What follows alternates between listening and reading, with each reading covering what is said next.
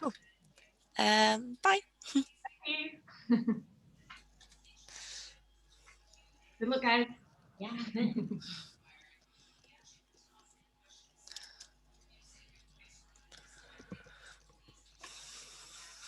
So hi everyone, welcome to this roundtable session. Someone else's roundtable. Yeah. Hi guys, thanks for joining. We're just going to wait a couple more minutes until we have a few more people joining, and then we'll get started.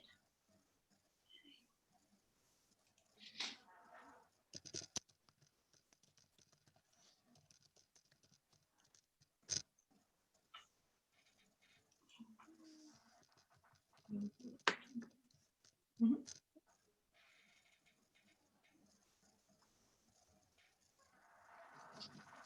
So we've got a few people attending already, so we'll get started now. So good morning, everyone, and welcome to our roundtable.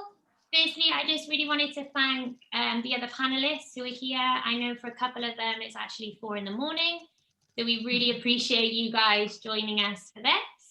And we wanted to say that we want this to be an interactive conversation. So there is a Q&A box down in the corner. If you have any questions at any point, just pop them in there and we'll try and get through them as we go, and then if not, at the end.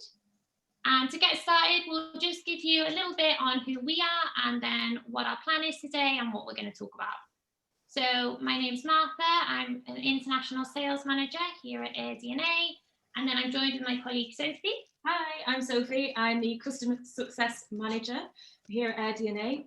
AirDNA are the leading short-term rental data provider, and we've been collecting data on Airbnb and VRBO listings since worldwide since 2014. And we help people like yourselves, so hosts, property managers, to understand the market a bit better and optimize their rentals. Yeah, so what we're going to talk about today, as you've probably seen from the title, is how best to leverage data in times of uncertainty. So obviously with the current crisis, it's in no doubt changed a lot for property managers and hosts. And one thing that's happened is you can no longer rely so heavily on past experience in a market. So whether that's 3 years, 30 years, historical performance and market trends are no longer quite as relevant. So our focus today is not only on how having up-to-date and accurate data is more important than ever. We actually want to talk about how to successfully utilize that data to make successful business decisions. Yeah, so to do this, we wanted some real life examples. So we've invited some of our customers here today who we've seen use data to successfully navigate the past few months and the crisis.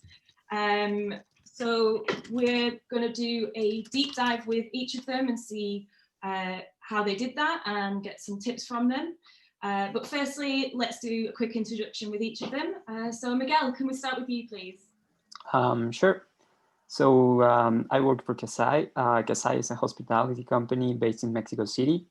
We merge design and comfort of a boutique hotel with the local feeling of a vacational rental. We want to make you feel at home while also experiencing the local culture of the country. So to make sure of that, we curate beautiful apartments located in the best areas in the city, which we furnish and decorate from scratch. We work with local providers to achieve that local vibe that we want, and we use smart home technology so that you control the experience from your smartphone. Sorry. We've recently had a $48 million Series A, which is the largest ever raised by a company in Mexico. And we currently operate around 200 properties in Mexico City, and we're looking to expand to other Latin American countries, starting with Brazil, where we've very recently opened an office in Sao Paulo. About myself, I lead the data team, and it's my responsibility basically to make sure that we have the right data available and that we make the best use of it. So that can range from building data pipelines, creating dashboards, design experiments as well, and develop machine learning models so that we can better understand the market and the situation and provide the right insights to the rest of the teams inside Casal. That's basically it. Perfect. Well, thank you for joining us, and congrats obviously on that round of funding. That was amazing when we all heard that. Yeah. Thank you for the invite. No problem. So if we move on then, if Jason, you want to give us a little bit of background on you guys and your role at the company as well. Sure. So our brand is called SISTR, SISTR. That stands for Social Impact Short-Term Rentals. So it is very much a different approach to hospitality, but that's what we love about it. That's what distinguishes us from the rest of the companies here in the United States and in Colorado specifically. What I find so interesting about this last year, the year of uncertainty really, as Martha knows, we were planning to come to a mountain community, deploy our same model and tactics with our brand to basically take over 20 or 25 properties up here, operate at the highest level. And we have to do that if we're able to return such good returns to our lenders, also to consistently donate so much money to nonprofits in the community that we have listings in. We have to operate at the highest level. So we have to generate the most revenue. But what we found was that the luxury listing market was just going to be so much better for our brand in these times. And so we really made a huge shift. And now we're looking to acquire 5 or 6, 7 or 8 figure properties here in Colorado in the mountain community. And then in the next year or two, we'll probably shift back to our previous approach. But just being able to have the confidence to be able to operate at such a high level and be the #1 properties really makes all the difference in the world. And we got to give all the credit to AirDNA for being able to give us that confidence and execute our business model so successfully. Perfect. And then thank you for that, Jason. And then Maurizio as well, if you just want to give us a short introduction into yourself and the company. Okay, fine. So I saw a compass in this data to guide us in a moment of great confusion without reference to the past. To this, it has had a strong impact on our associates because they had never been confronted with data of the future, but always and only with respect to the past. And I think that is absolutely a new way that we are trying to discover. You know, it's not so easy, and yeah, the same associates have to discover something absolutely new for them. Because they I used it to analyze on the past data. Do you know? Also, your very interesting, very useful data. But now they need other ways. Yeah. So Maurizio, you started using our data for when you were in hospitality associations in Italy, and then you found that gap in the market to go into more revenue management, and that's kind of what you focused on now. So we can dive into that again a little bit later, but for now we were going to do a deep dive into each of you, your different strategies, how you found data, what you've actually done with the data, and to hopefully give our listeners some insights into what they can do. So I think, Jason, we were going to start with you. And like you just mentioned, you kind of pivoted your plan mid-COVID. And so what part did data play in that decision to switch it to the more luxury market? Yeah, good question. So we've been getting data from AirDNA for about 3.5 years. But really, looking at the enterprise level data and how detailed and specific that was, you know, some of the metrics that made all the difference in the world for us was the ADR and occupancy, and being able to see what all the comps were charging per night and what their occupancy was, really gave us some super valuable insight in how we could be the properties charging the most amount of data, of course, or I'm sorry, charging the most amount per night as a hospitality brand for our listings, but still serve our clients at the highest level. So it is an interesting mix because, as you said, when you can't really look at historical trends and all of that because it's so uncertain, you've got to find a really good blend of speaking into your guests' listening and what really matters to them. And at the time, the only thing that mattered to people was their health and safety, and that they knew your cleaning standards and protocol were going to be followed at the highest level. But interestingly enough, we doubled our cleaning fee because, you know, our properties are 10,000 square feet. And we actually spoke to that in our listings that, hey, we know you're used to our cleaning fee being a certain amount, but we have to double it to take care of you and make sure that you are absolutely safe and secure in our properties. And lo and behold, you know, we went from being able to charge anywhere from $500 to $800 a night to averaging $1,500 to $2,200 a night. So that's a really big difference, but that's when it started becoming very obvious that if we continue to operate in the luxury market, for every one property, we could make the same amount of revenue. I mean, we were doing $35,000 to $40,000 per property over the last 5 months. So for one property, we could either do one or we could do 8 or 10 average size properties. And that's when it really struck us that let's go in a different direction. Let's go ahead and make sure we serve the luxury market, because obviously what matters most to us is being able to impact nonprofits in the community and still, you know, do what we do in a hospitality perspective at the highest level.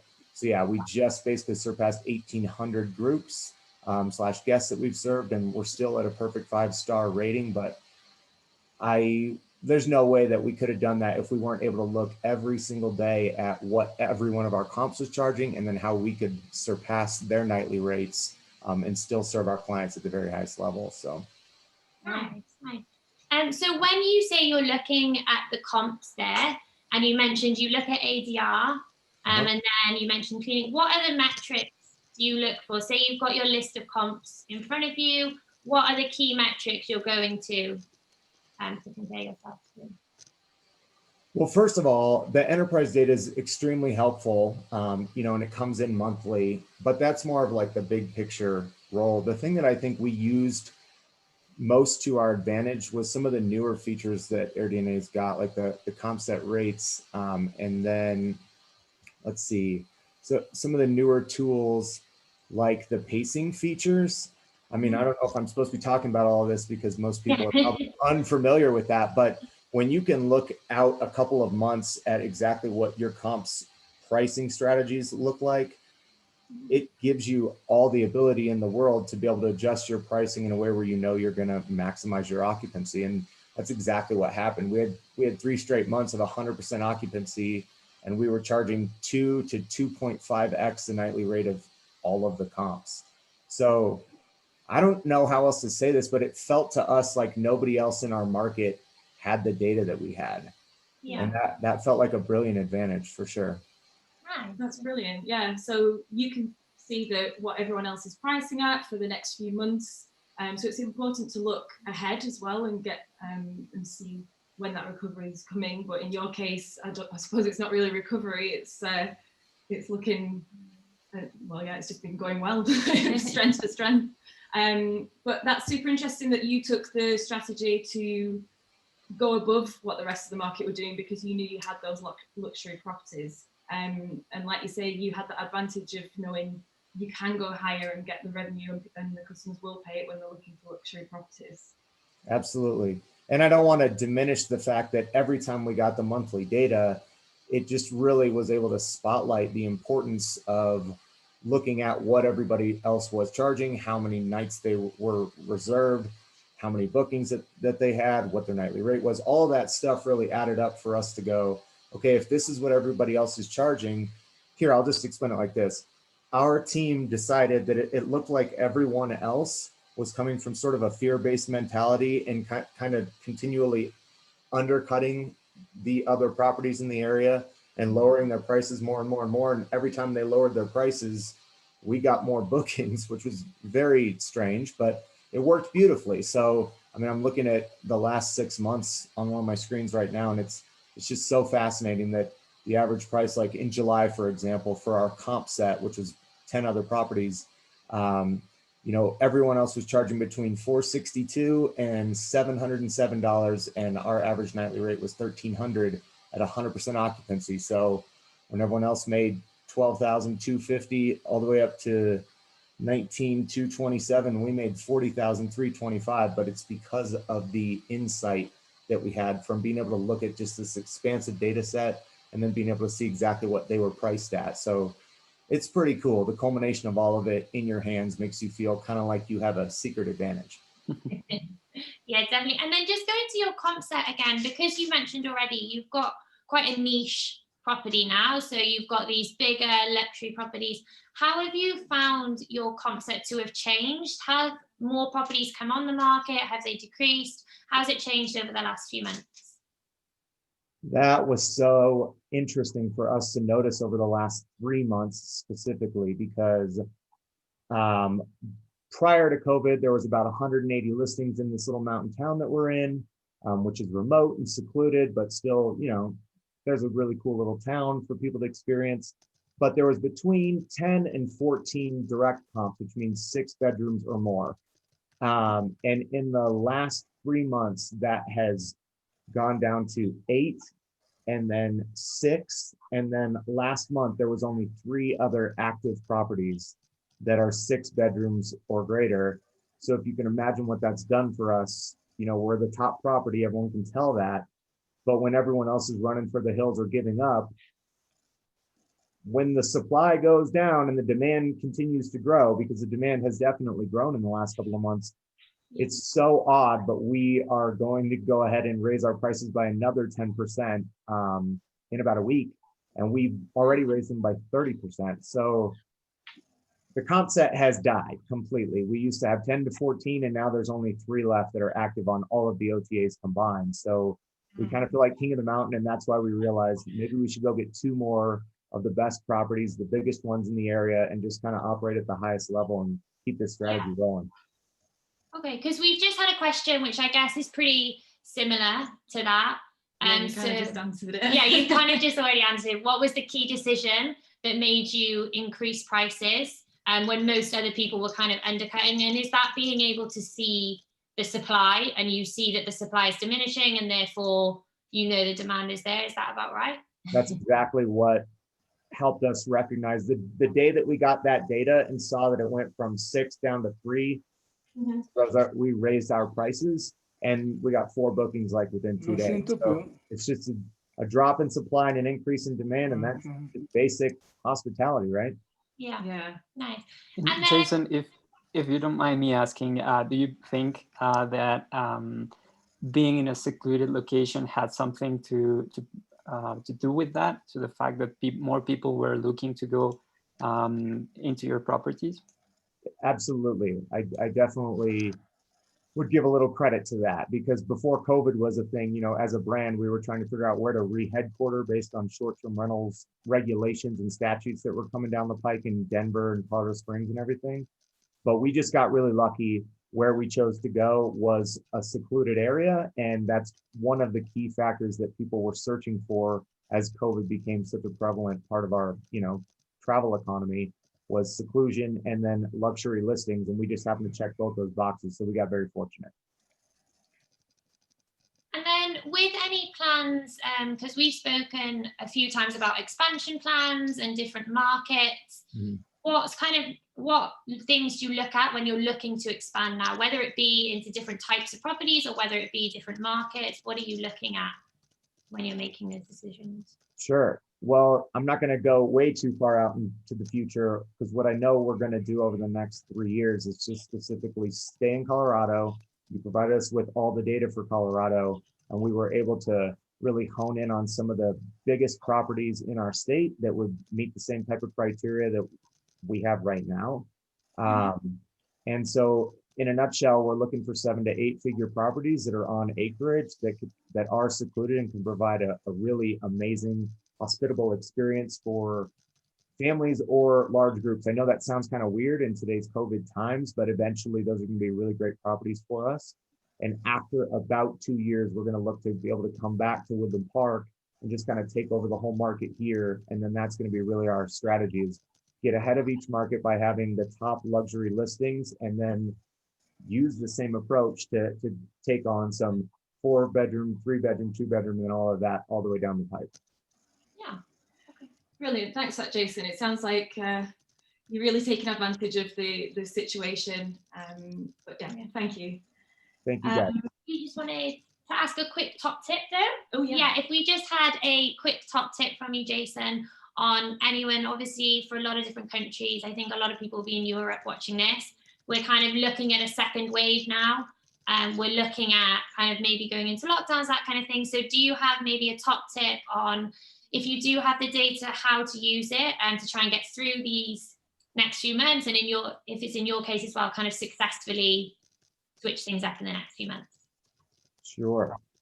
So being able to have the enterprise level data is such an advantage. And our team spent about a whole month going through all of it, figuring out exactly what we could generate based on our approach. And what we came up with was, we felt like we were the only ones with the data. We didn't understand why nobody else had the data. We felt like we had this secret weapon with our relationship with AirDNA. But one thing I will mention is we did approach 5 of the larger properties in the area. 3 of them were 5 bedrooms and 2 others were 6 bedrooms. And all 5 of those properties said, yes, take this over. We don't have a clue what we're doing, and we're kind of done with it. Except we'd already made the decision to go with just the luxury properties. So we decided we would get back to them down the road, and they were okay with that. But long story short, I mean, I'm not even trying to make this sound like, oh, you got to go with their DNA, but that truly is what's allowed us to thrive. We've always done really well, but we've never done this well. And I feel like it's because of the fact that we're leveraging such valuable and important data that we know every decision we make is being done with confidence. So our investors or lenders, the nonprofits that we're serving and being able to impact, and this community is really looking to us as leaders now. And if it weren't for the data, there's no way we would have had the confidence to make these kind of big moves. So I'd say that the pro tip is get the data. I mean, honestly, get the data in your hands, because you feel so comfortable with your moves and really confident in your price strategies. And then when you have 100% occupancy and you're 2, 3, 4xing everybody else in your market, you feel like you're kind of unstoppable. So I really appreciate you guys providing us with so much help over the last 3.5 years, but especially during COVID. Oh, that's brilliant. Thank you. Yeah. Yeah, no, that's our pleasure. And it's great to hear that you're doing so well and going from strength to strength. And yeah, we'll see you. Hopefully that Yeah. continue. Yeah. Excellent. So another success story, Miguel and his company have managed to raise $46 million in funding. And that was in the middle of a global pandemic. So yeah, if we could hear from Miguel and like go into a deep dive with you. Sure. I don't know if there's a specific question you want. Yeah. So you've been using our data for a while now, and we just wondered what your strategies have been pre and post lockdown, and have those changed? Okay. Yeah. So I think the most important thing, the most important change, as we've already said, is that pre-COVID we were looking a lot of the past results. So what had happened historically. For us, the most important thing was mostly looking at ADRs and occupancy rates, so that we could make decisions on based on the historic data for seasonality and how we could expect people to come to Mexico City, and what we could be pricing our own units based on what we've seen in the past. But now that COVID hit us, that data was no longer useful for us to make decisions. So the fact that with AirDNA we could see rates and occupancy for the future, that really allowed us to start making good decisions about how we should be pricing our properties. So being able to look, like Jason said, months in advance into the future and see how the market or we don't really look at a specific comp set, but we look at specific neighborhoods inside the city and how the competition is doing in there. That really allowed us to understand that we might need to change our strategies and start looking at maybe we were more focused on short-term rentals, and now we said like maybe we need to focus a little bit more on mid-term rentals or monthly rentals, and that's something that looking at the data for the future really allowed us to understand. So I just wanted to ask a quick question on that. When you're looking out and you are pricing for the future, how far in advance are you setting pricing? Because obviously a big trend we've seen is the booking lead time massively decrease. So have you seen that trend, and how far in advance are you guys setting your prices at the moment? Yeah, that is completely true. We usually set our prices 6 months in advance. But like you mentioned, the lead time doesn't really necessarily require for us to do that, because people are definitely not booking with that much time now. I guess I would say at most they're booking with 3 months in advance, but that's like in the past month. During the pandemic, maybe May, April, we were looking at a couple of days of lead time at most. For people that were traveling, and maybe some of the people that we already had that were staying with us on a monthly basis, they would renew their bookings with some more lead time, but usually the people staying were only using a couple of days. So what we do for pricing is that we develop an algorithm to have dynamic pricing that changes basically every single day. Once the whole pandemic situation happened, we saw that the current pricing scheme that we had was no longer accurate, and so we had to make some decisions and see how we were going to change. So like Jason said, well, we were looking at the market, and we decided that maybe because of what was happening, we had to look only at what we were doing and how we were performing to decide that we were going to be pricing our units not looking at the market, but more at the occupancy that we were having. We didn't have the luck, I would say, that Jason had of being in a secluded location. We're exactly in the middle of the city, so yeah, we had to make some compromises on ADR, but we luckily could raise occupancy because of that sacrifices that we had to make on ADR. And so during the pandemic, we were looking at maybe occupancy rates of 50%, things like that. And we've seen that now we're recovering. We're now looking at levels of over 90% occupancy rates. Last weekend was Day of the Dead in Mexico City, which is a very big holiday, and it attracts a lot of tourism. And that's also something that we've seen, that now there's also a rise in people coming from different countries to Mexico City again. And yeah, that allowed us to get almost like 99% occupancy rates for the last weekend. Nice. Yeah, so it's interesting to hear 2 different strategies there when it comes to pricing, but I imagine it's to do with the market. So the markets that you're currently in and that you're interested in expanding, they're much more urban, so there's the city centre, is that right? Yeah. So with that, what effects have you seen from COVID? Like you said that you saw occupancy decrease to 50%, and you had to make that decision to cut prices. But have you seen that occupancy come back in all markets, or is it just specifically Sao Paulo? No, we've actually seen it recover a lot in Mexico City, both in Mexico City and Sao Paulo. But actually the expansion question is very interesting, because given that we're seeing a global trend for people to start working from home, which was something that was completely accelerated with the whole pandemic situation.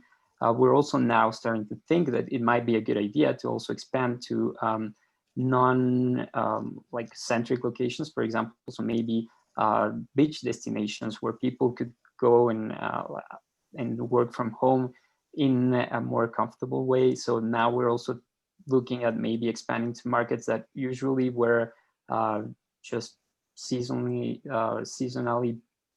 based. So maybe people were coming there only for vacations in summer, but now we could see a trend of people going there and live there and work from there. So that's something that we're also starting to look at, which might be a very interesting way to expand to new markets. Yeah, and as it's a new market, as we said previously, that you are currently in cities, but now looking to go into those beachside areas. I suppose data will help you enormously in making those decisions, because going into a new market is sometimes it's a bit worrying, but having that information is going to help you a lot. Sorry, did you have a I was just going to ask about that expansion plans. I think that's similar to a lot of what property managers, if they can, would probably be looking, okay, can I move into more rural areas as well? So when you say now you're looking into that, what would you be looking at? Is it purely kind of revenue, occupancy, or what are the key things you look at when you're looking at a new market? Yes, for us, the process at looking at new markets, I guess, would be essentially looking at the data that you provide us, looking at what was the historical performance of those markets, and see maybe take a couple of comparable properties to something that we would get, and try to understand what the revenue was for them in the last couple of years or last couple of months, and see if that would make sense for us in terms of the new properties that we're looking at.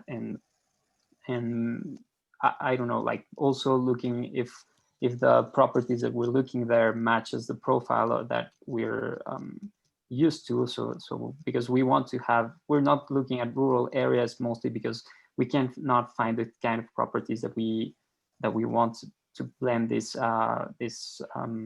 like boutique hotel concept in our properties.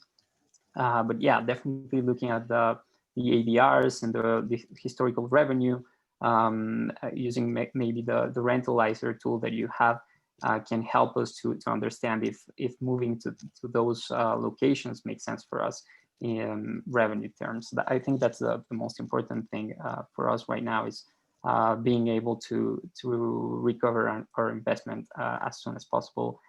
We're not taking too many risks because of the whole situation, and we don't really know how much it's going to last. So yeah, we're definitely looking at revenue here.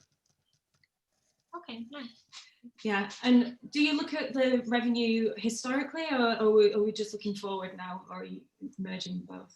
I think it's a little bit of a merge of both things. Maybe we try to use some models to like based on what we've observed in the last couple of months, maybe like the last 6 months, and trying to understand how the revenue and occupancy had decreased during those periods. We can create some models to forecast how the impact would be, how we can use the historical data to forecast what the future data will be, and what we're already observing, maybe a mix of both, to understand what we could be expecting for the future in those locations. Brilliant. Sorry. I was just going to say whether you guys have got a top tip. I'm sure a lot of people, given your success over the last few months, would like to hear kind of a top tip, maybe more focused towards urban as well, because we have a lot of property managers who work in urban areas, unlike Jason. So whether you had a top tip for them in the coming months. Yeah, for sure. I think one of the things that helped us to recover was because of the uncertainty of the times, we decided that we wanted to have daily meetings where we would be looking at specific KPIs, specific metrics that we thought were going to be very important for us to try to get our occupancy levels back up. So defining KPIs is very important, and then looking at them at a very frequent pace. That really allowed us to make decisions every single day. So basically around April, we started having these meetings where we would see what do we need to do to have more leads, to get people to come to our apartments. One of the KPIs was, well, it's not exactly a KPI, but one of the things that we started to do was trying to really understand who were the guests that were still going to our units, the people who were still making inquiries about our properties, to really understand what their characteristics were, so that we could now start targeting those like that buyer persona. And so yes, looking at data every single day, very frequently, putting together a multidisciplinary team of people working on how to get this new buyer persona to stay with us. That was very important. So I would suggest define KPIs, look at them frequently, get the right people together to analyze this data and make the right conclusions, so you can get some of this occupancy back. Perfect, thank you. I think that's going to be really helpful, especially what you mentioned there about defining kind of the new traveler. I think that's been a trend everywhere. We've seen a lot of our clients kind of switch with who's coming to their properties now, and then have to tailor their properties towards them. So I think that's a really good tip for people to take into what will hopefully be a short second wave. Yes. So Maurizio, if we can have a chat with you now. So I know previously we've worked together for a while, and previously you've worked with us for associations of hospitality in Italy, and then recently in the last kind of 2-3 months you switched over to focus on revenue management and set up this company based on revenue management. So if you can give us a little bit of information on the company now, what you've done, that would be great. Fine. So my experience is quite different from that of Jason. Maybe because we are in Italy and not in Colorado, and our associates are from all categories, from very cheap to luxurious, really. But all of them now have the same problem. It happened that the equilibrium between supply and demand is all moved in favor of the demand, and this inevitably determines a decrease of the prices that today everywhere in Italy is about 14%. And it's the same in all categories, from 5-star hotel to the little homes. And the tendency is to go down again. So do you know, in Milan, we have 36,000 properties listed on AirDNA. And today, this week, we have 120 check-in each day, you know, 36,000 properties and 120 check-in. In Rome, is the same way or worse. It is more than 20 years that I work in the tourism online, and I've experienced it, that when the tourism demand goes down, nothing could create or stimulate it. You can only wait for the season to change. And this season we are going through is longer than any others who experienced it before. But I have no time to wait for the guests to come back. So I look around to find a way to get the few that are still wandering in the market. And do you know the reason that leads those guests to book a specific house are the most different? But after we have done everything possible to present our houses at their best, the only motivation that remains to put the guests in is only the sale price. The risk in this case, of course, is to apply a price too low. And when the profit margin is already at its bottom, this is to be avoided. Okay. Do you know, today, the balance between past and future has been broken. And you know it very well because this is your work to analyze data. And all the traditional analysis system that is based on the past or the historical data now are no longer helpful, because all standard calendars are blown up. Heavens are cancelled. Seasons and prediction are meaningless. But anyway, my job is still to assign a room price to every future day, and I have to do it. My associate asked me for it. In this case, it's useful to know that the actual price at which similar services were purchased in the future date. It looks, this way looks like what happens to the mercantile exchange, where the references are the individual future purchase contracts of a given product on any future day. It seems curious to compare our house to a quintal of soil. But when I go to the origin of the relationship supply-demand, the nature of the information I get is the same. How much the buyer is willing to pay to buy it. Okay. It's up to me to decide if at this price I'm willing to rent my home. And this is exactly what our associate day by day will decide, because the price sometimes are really very low. Okay, so In practice, in this new scenario, values are determined solely by the real relationship between supply and demand, without any statistical or historical mediation. So we've had, thank you for explaining that, Maurizio. We've had a couple of questions come in about that. So one of them is saying that you mentioned, like you've been talking about supply and demand, so available listings and book listings, and asking where that data is found. So we scrape that data from Airbnb and Vrbo. We scrape that every single day, and then we give that out in different formats. So Maurizio receives it on a daily basis looking forward, which means he can see every single day, every single property in Milan or Rome, and whether that's available or whether that's been booked. So I believe that's where then he can find, okay, this is the price.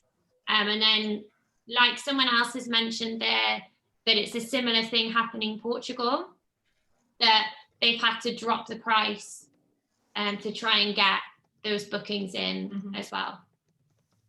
So Maurizio, kind of moving forward, and what you're doing now, instead of focusing on the historical performance, are you solely looking future at every single property on a daily basis?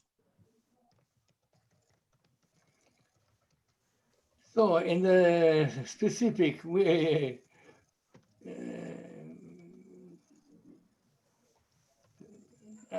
what about so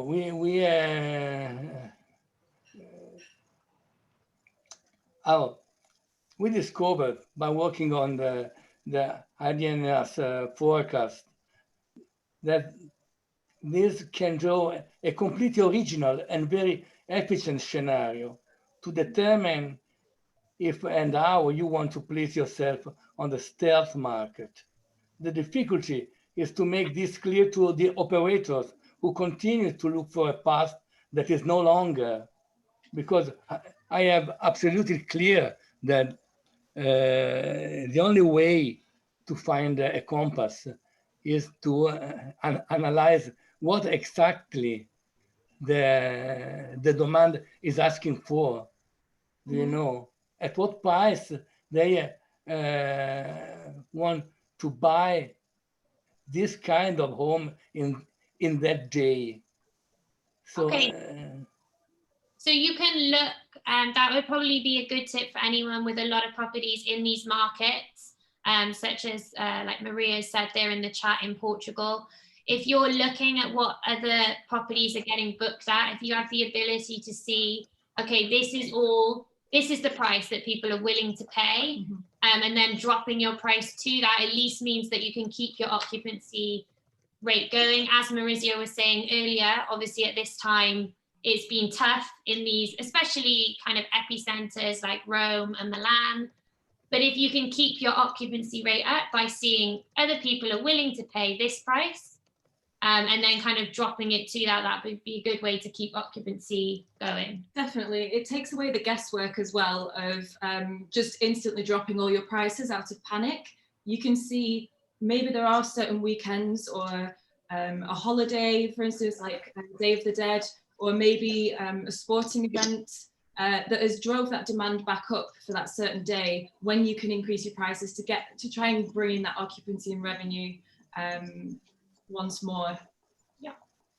So Maurizio as well, just to see whether you had a top tip for people pricing at the moment, or whether it would be just to kind of focus on what others are doing. Just so everyone knows, Andrea is also translating a bit for us here, so that's what he's doing in the meantime, so if it takes a little bit longer for these questions. Because just while Andrea is speaking to Maurizio, it seems it's no problem. It seems like similar things like Jason was saying about seeing that, oh, actually there's no supply, so I can raise my prices. And Maurizio is saying a similar thing, but kind of the opposite, checking that, okay, this is all they'll be willing to pay. The demand is not really there, but the ones that are, they want to pay this much, and then dropping prices. So all about seeing that future supply and demand as well. Yeah. Also, while you think of a top tip, I'd urge the listeners to ask any questions that they have on the Q&A section or the chat section, and we'll be able to ask our panelists.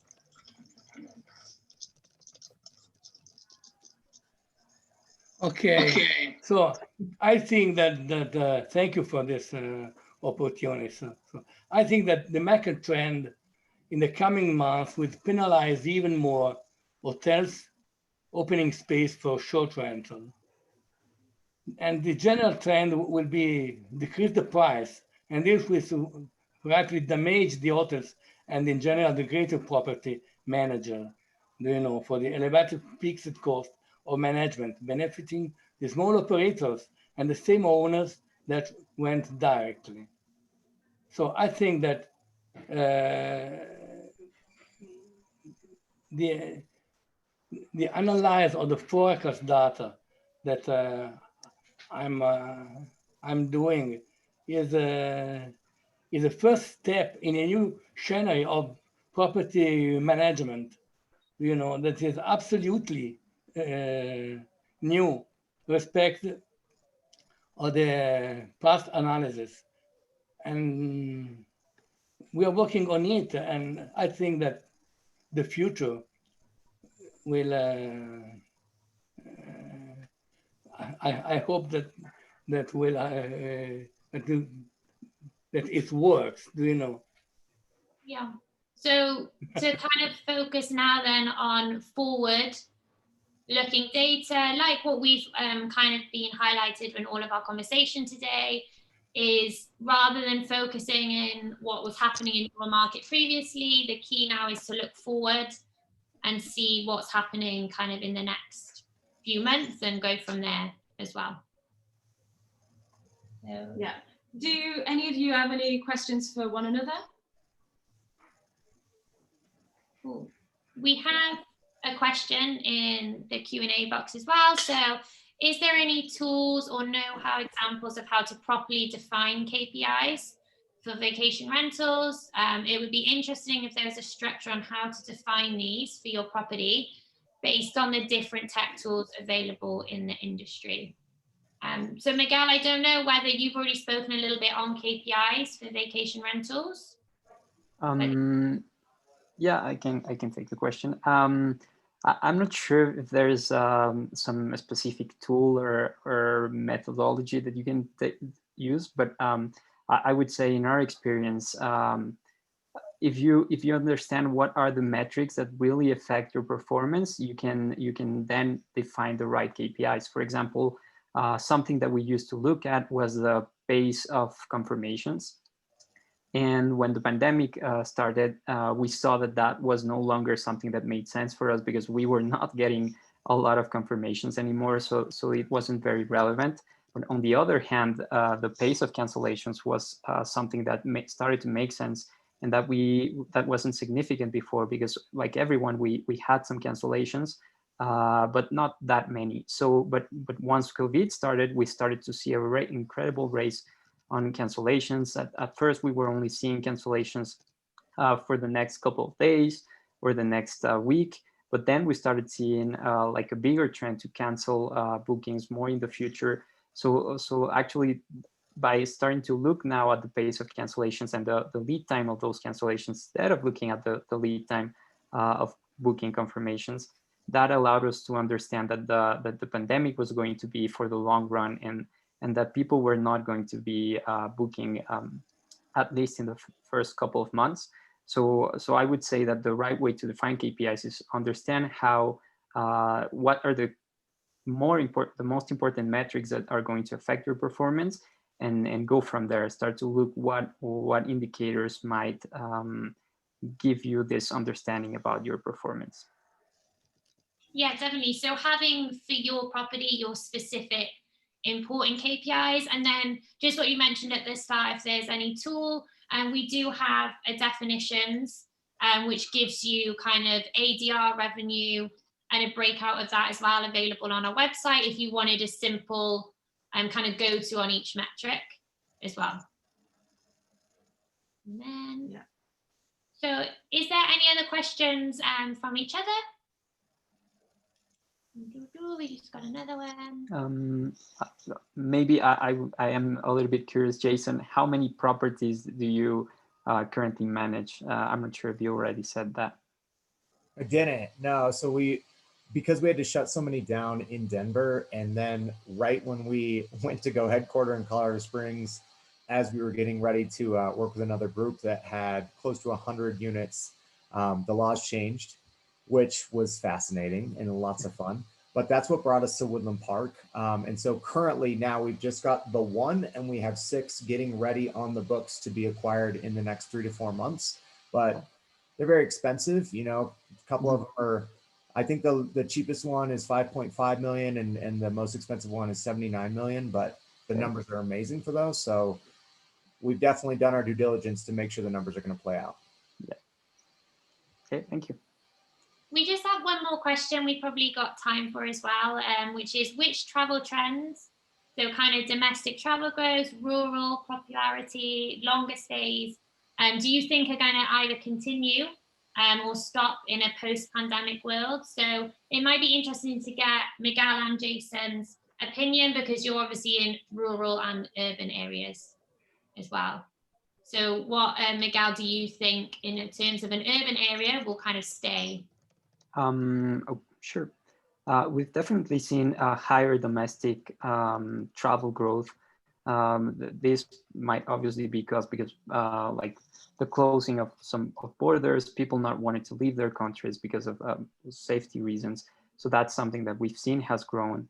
But I would say that it might not be like a very lasting trend. I'm not sure. Because in the last month, at least for us, we were, before the pandemic, we were seeing around 70% of non-domestic travelers. During the pandemic, that went down to 30%. And right now, that number is a little bit above 50%. So we've seen a recovery from non-domestic travelers. So I'm not sure if this is something that that is going to prevail in the next couple of months. Maybe so because of this second wave. So I would say domestic travel growth might be a trend. Longer stays is definitely a trend. That's something that we've observed as well. More people traveling not only for leisure, but also to start working from a different place, or even if they're a little bit tired of being confined in their apartments and they need to change environment. So they say, okay, I'm going to go for a different place for a couple of weeks, a couple of months, which was not something that we observed very often before. So yeah, I think that's something that is going to be happening in the next couple of months. Yeah. Yeah, I think we've seen that, especially with these lockdowns happening again, that the domestic travel is probably going to continue, hopefully not too long into 2021, but I imagine that'll be similar. What about you, Jason? Have you seen, or do you think you'll see similar things in a more rural area? Yeah, we have seen that. I mean, as you know, Martha, we were going to do a lot of regular sized properties, 2, 3, 4, 5 bedroom. And almost all the travel was domestic from basically April through mid-July. It was pretty crazy to be able to see that, because you guys provide so much of that data, and we have so many local partners. It was almost everybody doing staycations, but because of the rural component and aspect, people were sick of being locked up, but they were pretty keen on the fact that they could just drive 45 minutes or an hour and a half away and be able to get away from all the COVID stuff. There was tons of domestic at that time. I've seen that ease up quite a bit in the last 2 to 3 months. And I don't really know how our state is going to do through 2021, but it doesn't seem like we're having the same type of scare or COVID fear that, you know, a lot of the European markets are experiencing right now. So things are looking pretty good for Colorado as a state, but even if it is totally domestic, if you're in a rural spot, if you know how to market your property for the right reasons to that audience, you're going to be just fine. I mean, I think actually we noticed that the occupancy was up almost 10% with almost all of the homes that had been active for 2 years or more. So it was actually an uptick. Perfect. So, sorry to cut you off. We've only got a couple of minutes left. So we just wanted to kind of thank you guys, the panelists, for coming on with us. We really appreciate that, all your insight, and the attendees as well for your questions, and obviously host as well for still managing to put this on during these times. And if you guys have any questions, or any of the attendees do, they can reach us at any point in the next couple of days. We've got an online booth, so feel free to reach out to us. Yep. Thank you, everyone, for joining us. Thanks, guys. Thank you. Thank you. Thank you all very much.